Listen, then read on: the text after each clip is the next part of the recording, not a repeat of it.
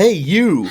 Are you sick of playing the same old Half-Life content over and over? Not really. Well, what if I told you that there's a whole chapter of Half-Life 1 that you've probably never played? What? Really? Show me, show me, show me! I will, on today's episode of Cascade.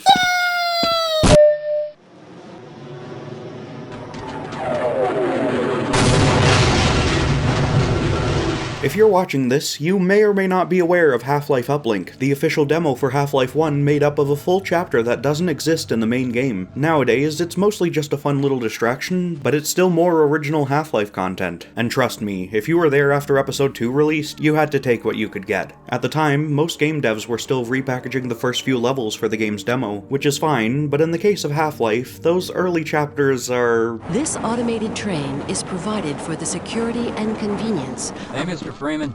I had a bunch of messages for you, but we had a system crash about 20 minutes ago, I must remember to why do we all have to wear these ridiculous ties? Not exactly the best demonstration of what Half-Life had to offer. That being said, Valve actually did release this sort of demo before the game came out, containing the first 5 chapters with a few minor quirks. It was called Day 1, and mainly distributed as a bonus packed in with a few new graphics cards, but it was never intended to be the actual game demo. You'd think that was because giving away a third of your game is a bad idea, but Doom made millions off of that scheme, and the part you actually had to pay for was trash. Day 1 is remembered nowadays for all the pre-release content hidden within its data. If it wasn't for it, the pre-release sections of these videos would be a lot shorter. It's also known as the thing you all would have pointed out in the comments if I hadn't mentioned it, so now you'll look real dumb if you've already done that. Yeah, I see you deleting that down there. Bet you won't try some actually bullshit on me again, will you?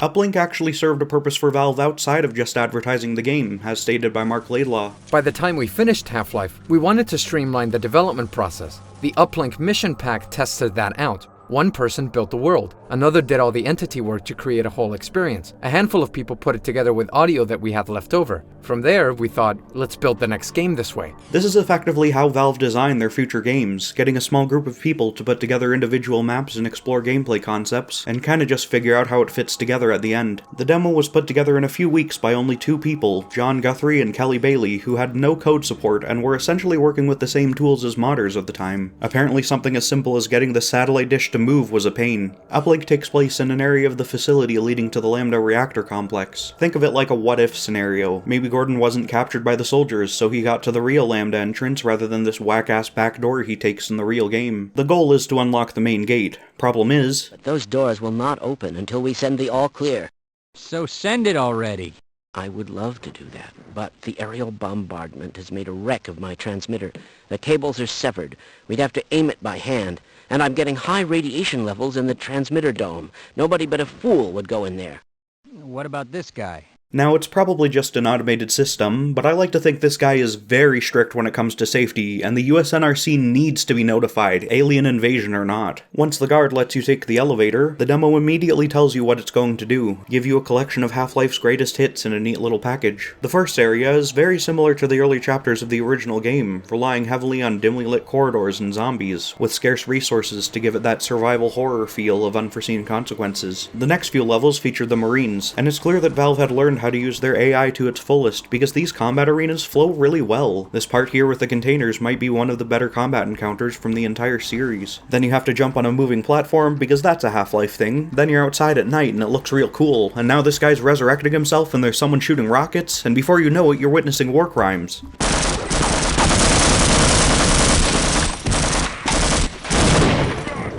There's some cool set pieces here, like the Marines trying to dispose of some of the Vortigaunt corpses, or these 2 dumbasses trying to blow a door open. Okay, shut in. It wasn't gonna work anyway. Wait a minute, and I'll let you in.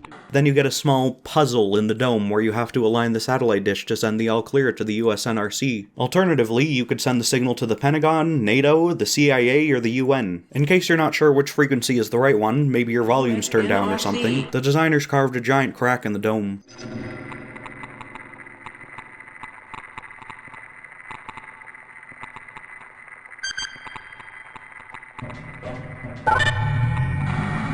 Excellent.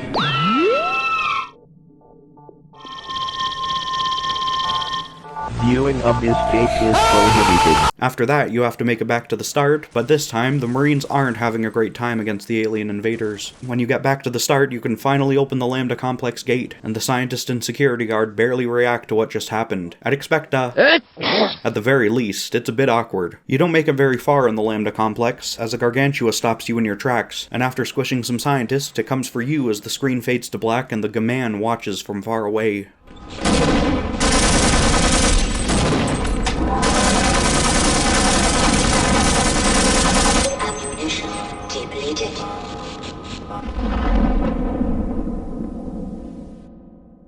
Guess it's for the best that real Gordon took that weird back door after all. And yes, the demo really ends here. It's a demo, it's pretty short. You could probably beat it in the time it's taken me to tell you about it. I'd really recommend giving it a shot. Just follow the first link in the description. Thankfully though, we have plenty of behind the scenes stuff to go over as well. Uplink was first distributed through Sierra's website on February 12th, 1999, but with a ludicrous file size of 50 megabytes, many fans had to wait until May to get it from that month's issue of PC Gamer. Alternatively, Uplink was included in 2 promotional CDs distributed for free by Sierra through retail stores, Further Data 1 and 2. Besides Uplink, these CDs included a lot of multiplayer content, like new maps, sprays, and player models for Deathmatch. 2 highlights are Ken Birdwell and Too Much Coffee Man in all their low-poly glory. The first CD also includes 2 music tracks from Half-Life soundtrack, and a patch to update the game to a newer version. Disc 2 includes Team Fortress Classic, and a slightly newer update than the last. It's no secret why Uplink isn't more popular considering this limited release, and the fact that this Half-Life game developed internally by Valve isn't available on Steam doesn't help either. Nowadays, the best way to experience this game is as a mod for the Steam version of Half-Life. If it wasn't for the folks maintaining HalfLifeUplink.com, Uplink and the Further Data CDs may have become lost media by now, and that would have been a huge shame considering its quality. Uplink did see the light of day on the PS2 as well, and the way it was released is pretty odd. The PS2 port of Half-Life can play additional content if the player enters a cheat code, removes the game disc, and inserts a new one that's compatible. This system was used only once in a demo disc from a 2002 issue of the official PlayStation magazine, which allowed you to play Uplink. But if you think this is the strangest thing related to Uplink, you'd be wrong. Dead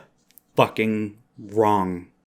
That honor goes to the official short film, and no, I'm not making that up. Uplink the movie was commissioned by a British publisher of Half-Life to promote the demo, which was itself created to promote the game, and they didn't think about asking Sierra nor Valve if they were okay with it. The result is a very shaky movie made by some British kids starring Jazz Meadows, a cheeky investigative journalist using whatever the 90s equivalent of Twitch was to stream himself breaking and entering inside the Black Mesa research facility. It has nothing to do with the demo aside from the protagonist doing an uplink. You know, like through a satellite, or the internet. It's a telecommunication thing, doesn't matter. This short probably deserves a video of its own because it's just so weird. Let me know in the comments if you want to see that, and remember to like, subscribe, and did you think I was really done? No, we gotta do that classic bit, the thing I'm gonna be remembered for once I'm dead and fucking buried in the fucking ground, fucking 6 feet up.